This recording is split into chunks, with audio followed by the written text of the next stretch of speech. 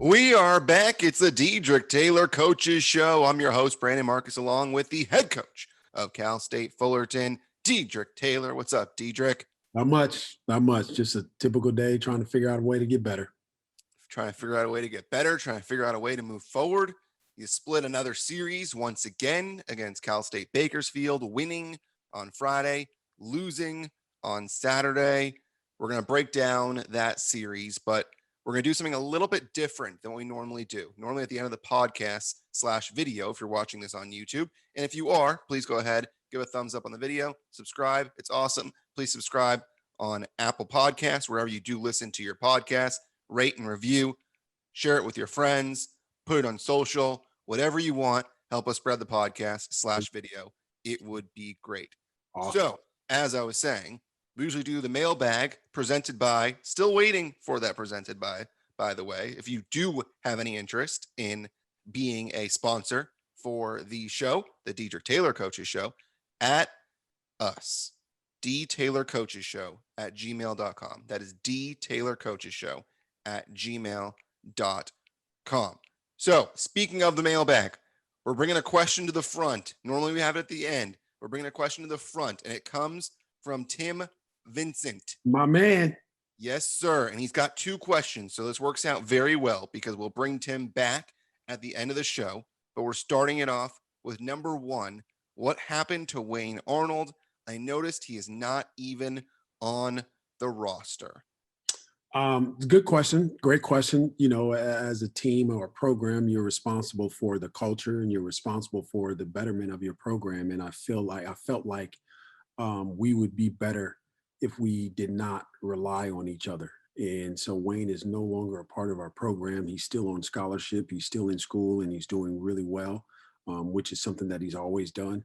But I think for us to be better and for us, and when I say us, I'm talking about our program and Wayne, for us to be as good as we can be, we take the lessons that we learn from one another and we take them elsewhere and we be better for them. And that's not great English. My mom would kill me, but I'll say, you know, we have to be better for them. And I think throughout the course of the conversations that we were able to have with Wayne, we've come to the conclusion that we would be better not being with each other and not being around each other. And so there's no, bad blood between us. I want Wayne to be successful, and I think Wayne wants us to be successful. And at the end of the day, I want Wayne to be a better person. I want him to be a better player. I want him to grow from this experience. And I don't really care where it is, whether it's with us, whether it's, on Mars. I just want Wayne to be as good as Wayne possibly can be. And so we had to make a tough decision. And through the course of conversations, we decided to part ways and we'll root for him and expect that he will rebound and be better for it. Wayne is a guy that we talked about in the preseason as someone that you guys were going to rely on offensively. How big of a hit is it to have a guy that you thought you were going to have as part of your rotation and one of those guys that you were expecting to be in double figures every game to now someone that's not on the team? It's a huge hit. I think, we'll get into this in terms of the attrition of the season. It's a huge hit because, like you mentioned, more than anything, his maturity and his experience within the confines of our program, knowing the ins and outs, and we don't necessarily have that. So that's a huge hit. But as you know, it's the next man up mentality, and I think we've been able to move forward with Wayne, and we've been able to move forward without Wayne. And so we have learned how to function without Wayne, knowing that he will not be with us. But it is a huge hit, but it's an opportunity for someone to take advantage of. And we have enough guys to do that. And I think they have taken turns doing that and providing us with the spark in Wayne's absence. And now that we know we won't be back together, I think this group will close the gap, so to speak, and forge forward and be better for it. And do you think the group has done well off the court together without Wayne now in terms of forming that chemistry that you'd like to see? It's really hard for me to say because I don't necessarily get to see him in those social settings because of the COVID. It limits us to when we're on the road in terms of instead of having dinners and meals and things together and doing things together, they limit that time. So meals and things, you have to take it as a separate package that everybody takes to their own room and does their own thing. But I think they are finding a way to get better because of it. Having Wayne would have probably made us a little stronger. I don't know the answer to that. But I think they're figuring it out, and they're determining how to be successful because of it, in spite of it. And as the leader of the program, I think in any program, in any coach across the country, you have to, in the back of your mind, no, you don't want that, but in the back of your mind, you have to expect, because of due to attrition, whether it be injury, whether it be transfer, whatever, you have to expect that the picture won't always be perfect, and you still have to be productive because of that. And that's what we're finding a way to do, and to exist, without his services, so to speak. And no year says figure it out more than this year in terms of all the things you have to deal with, whether it's in the NBA, you see a player has COVID. It's like, all right, well, the Clippers got to figure out how to win a game without Paul George and Kawhi Leonard because there are safety protocols. And same thing now with you guys in the Big West. And whether it's injuries, whether it's off the court stuff, and whether it's a player that gets COVID and that he's not back. I mean, you guys have already had to deal with that this year where you had a player or two that was not available because of COVID. I mean, it doesn't take a rocket scientist for those that are watching this on YouTube or listening wherever you are.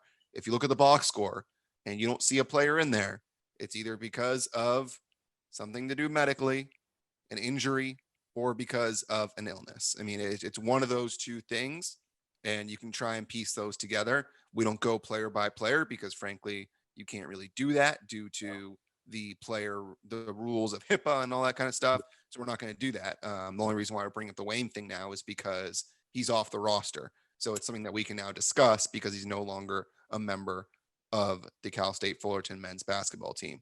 But go ahead.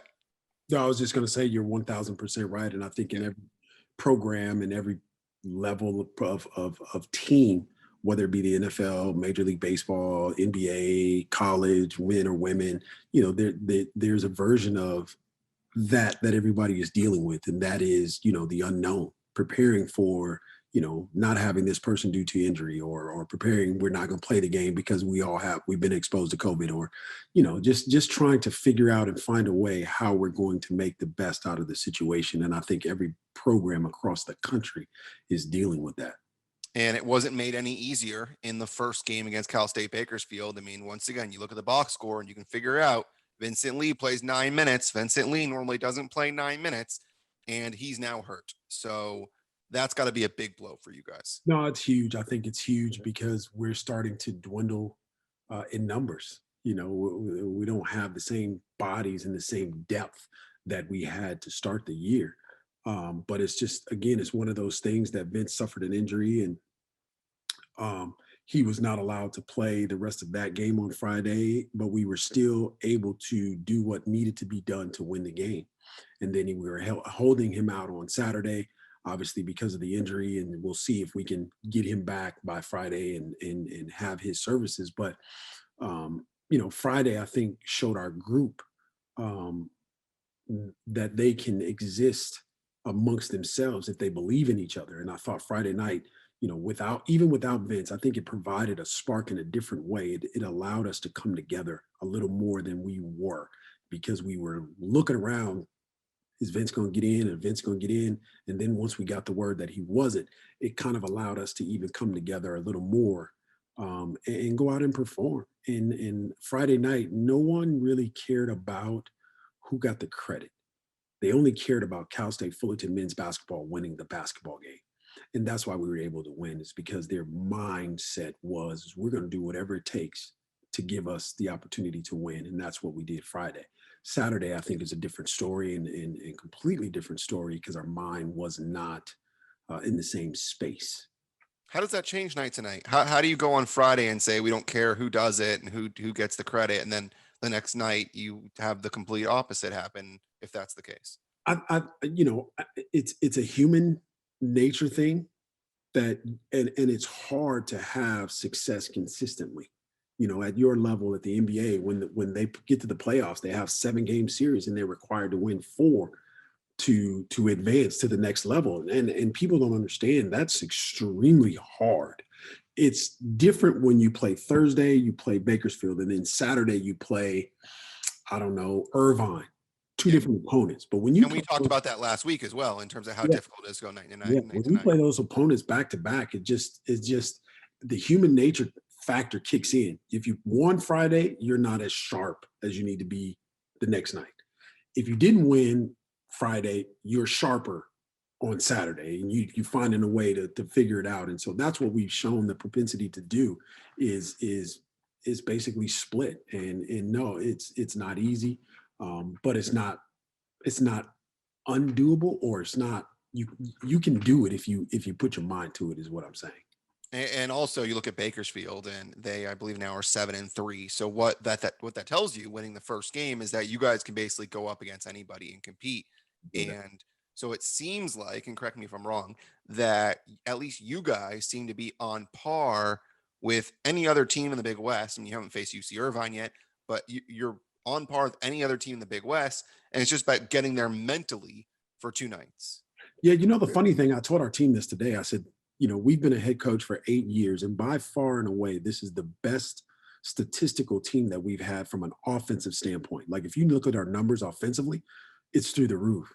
We got a plus assist to turnover ratio.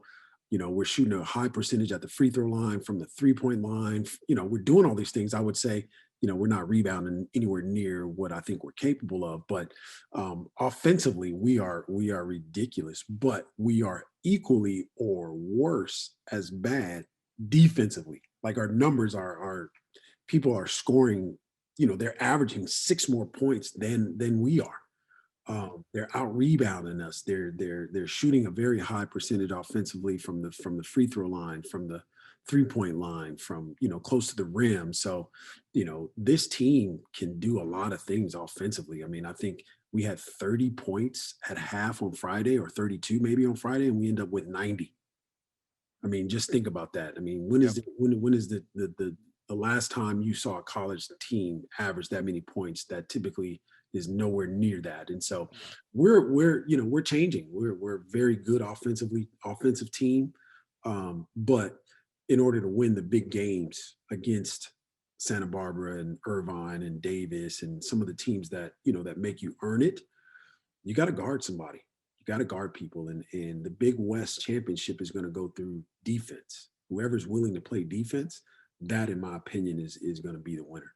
Yeah, and defense obviously is important. So you speak of defense, and one thing that's really important on defense is to have the legs to go back and forth and be able to guard for 40 minutes. And you look at what you had on Saturday, and you played 8 guys. I Yeah. mean, that's really difficult Yeah. to play a full 40-minute game, especially at the pace that you guys played at the night before, No doubt. with only 8 guys. I mean, how do you do that?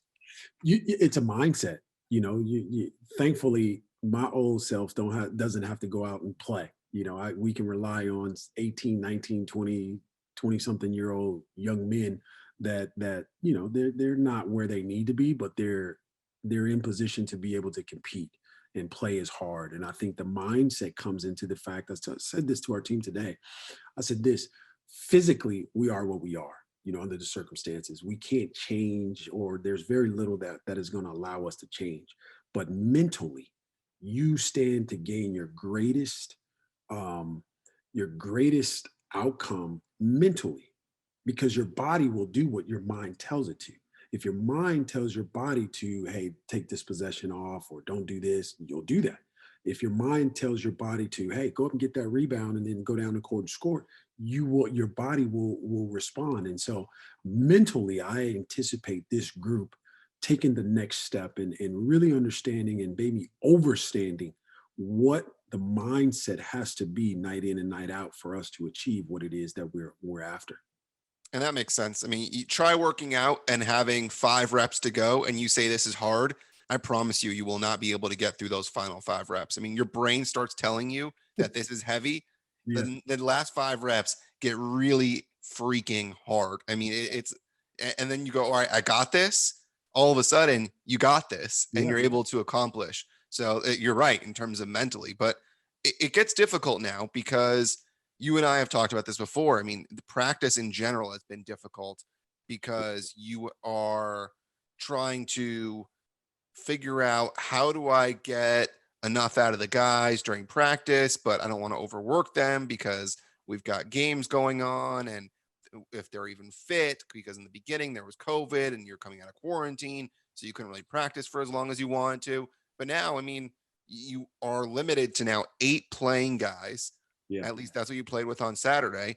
So yeah, you can't have a realistic practice. yeah. So what are you doing now during the week?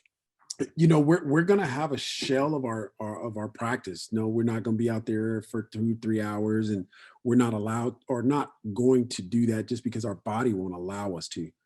We can't even play 5-on-5. We don't have enough numbers, and so knowing that, we're going to break some things down that are really really important for us defensively, and mimic them, and try to go over them and ingrain them in our guys, and then same thing offensively, but we're not going to be able to do that in a 5-on-5 setting.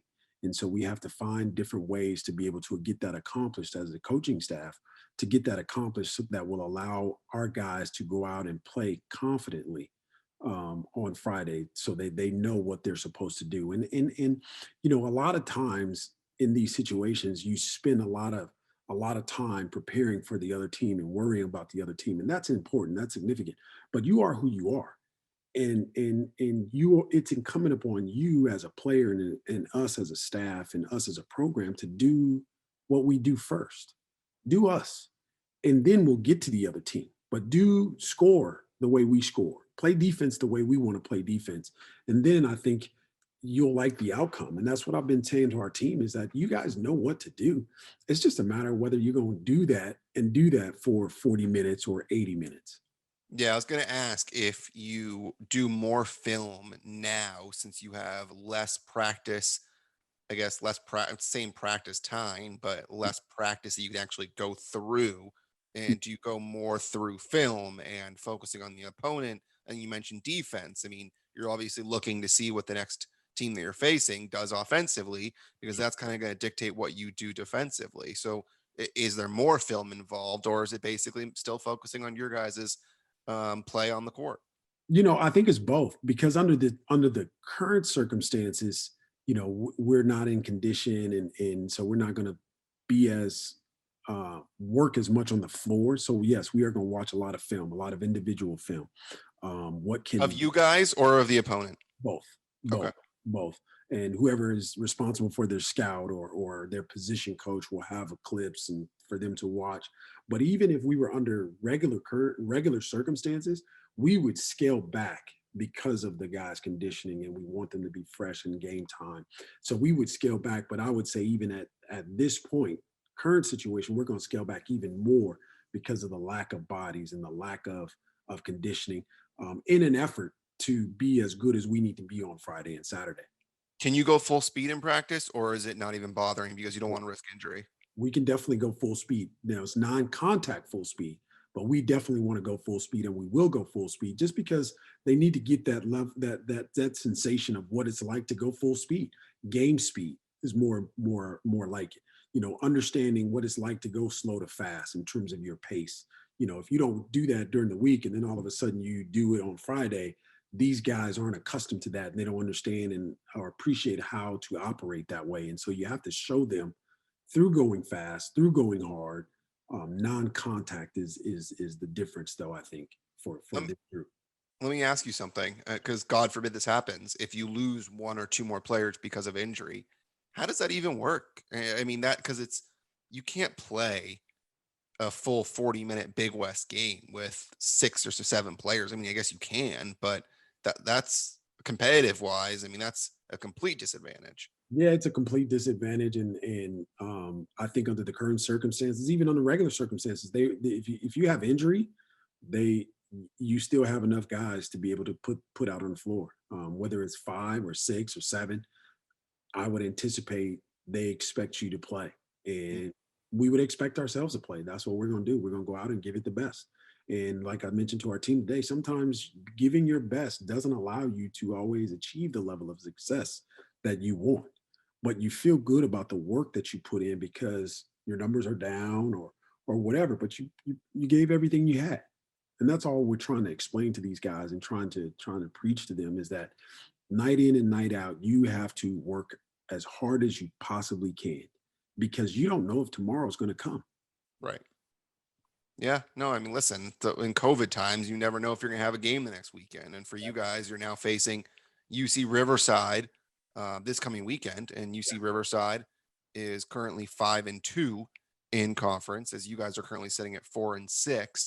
So it's a pretty decent UC Riverside team. What's the challenge going to be like? The challenge will be their bodies are a lot bigger than they have been in the past. They have unbelievable size. Like they have a 7'1" kid who shoots threes, a transfer from St. Mary's that is very skilled. I think they can shoot the ball from all 5 positions on the court. So it'll present a different challenge. Whereas when we went play Bakersfield, they didn't shoot it that well from all 5, but they could still score and still cause some problems. So this will be a unique test because we have to prepare different. We have to guard different. Um, and obviously we have to be mindful of if they make 10 or more threes in that game, it's going to be a long night for us. We've got to be really, really mindful of guarding the 3-point line. We still have to rebound because they use their size and their athleticism to be able to present a different problem offensively from a rebounding standpoint. And so, it'll be a different challenge, but I think Riverside's really, really good and they're playing well right now. They're shooting the ball well.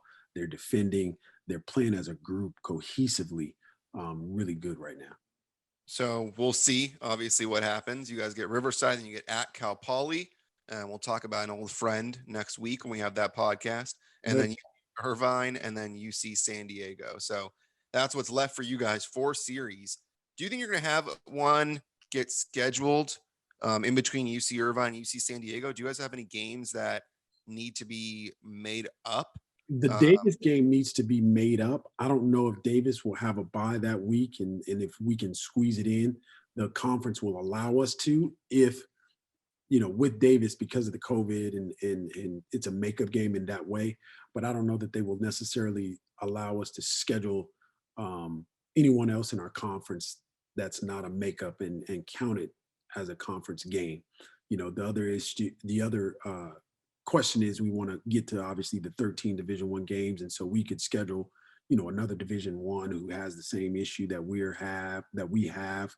But there's a lot of different possibilities out there. There's also the possibility of not doing anything, trying to right. get healthy. That's another possibility.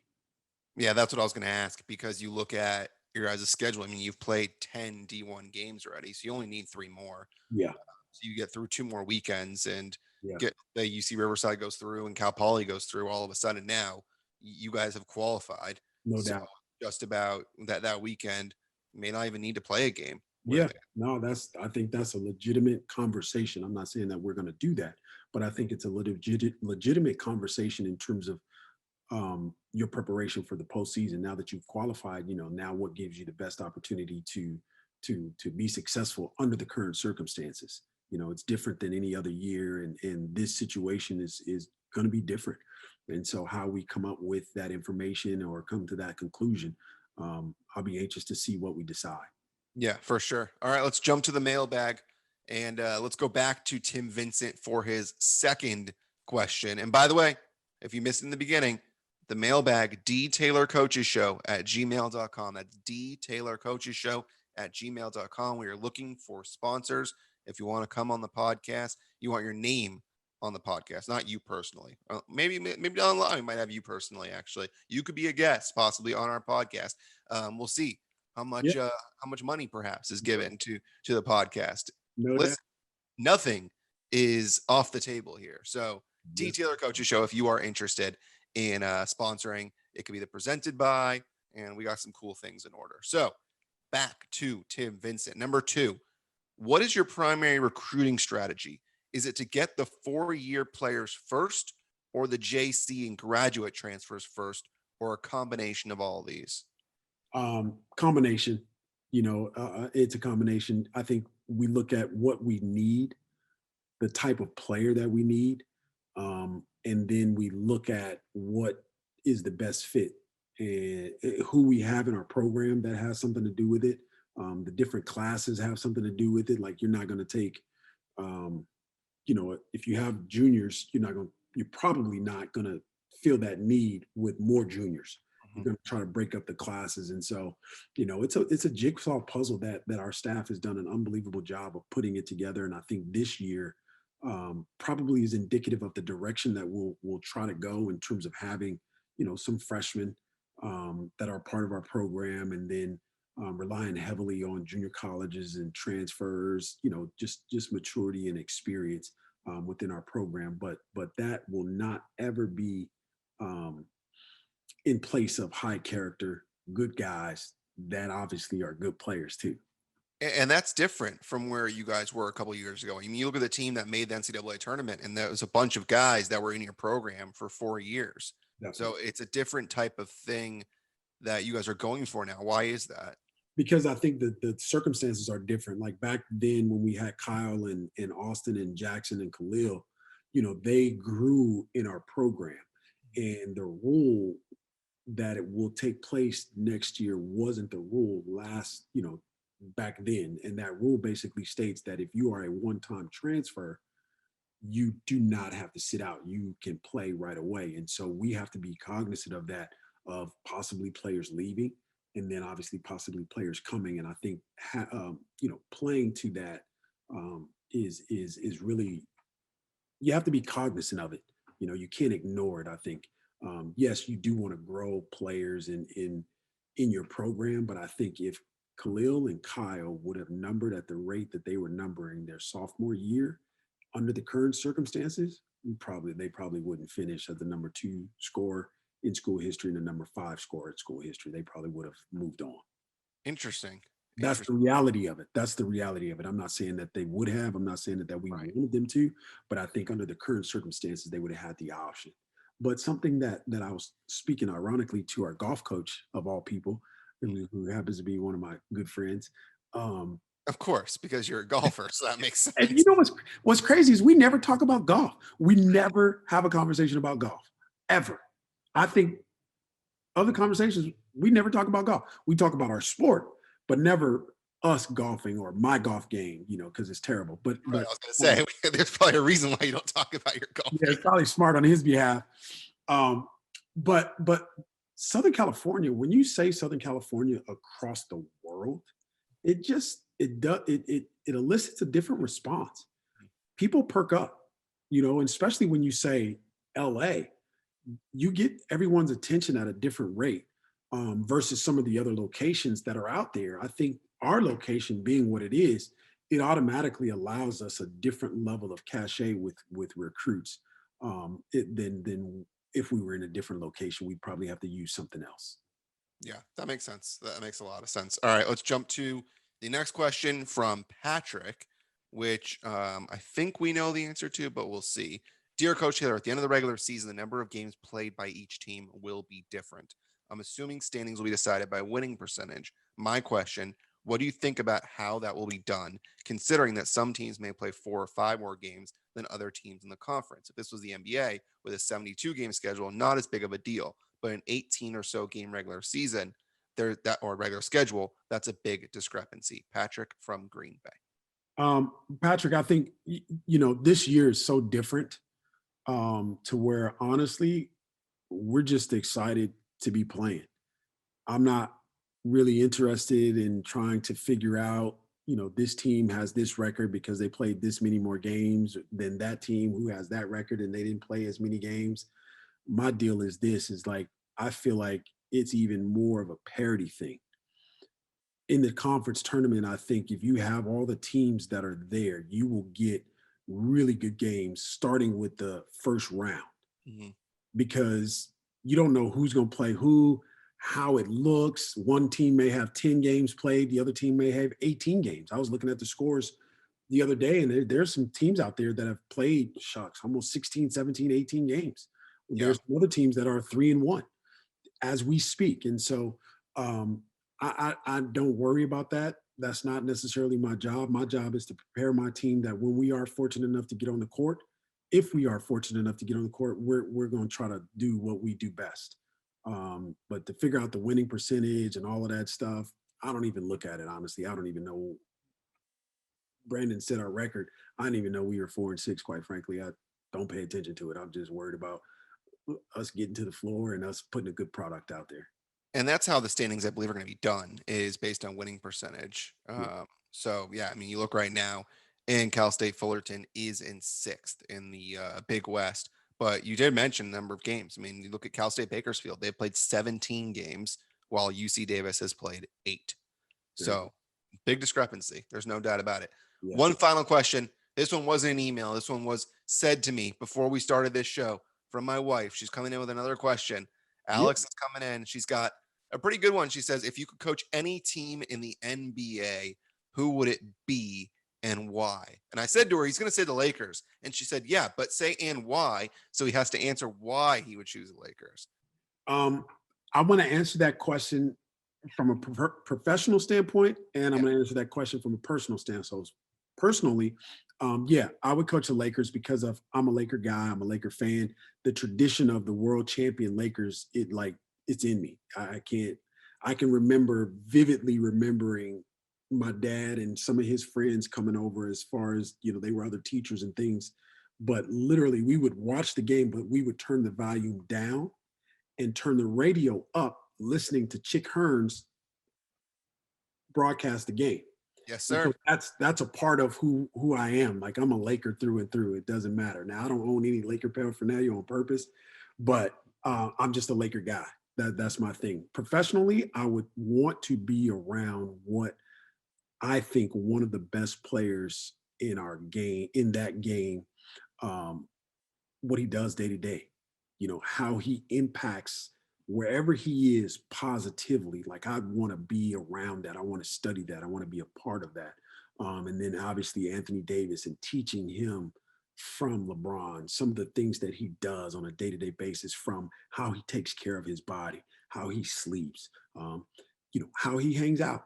That's important. I think people there's a misnomer out there that you don't have time to do all of that. And yes, you do.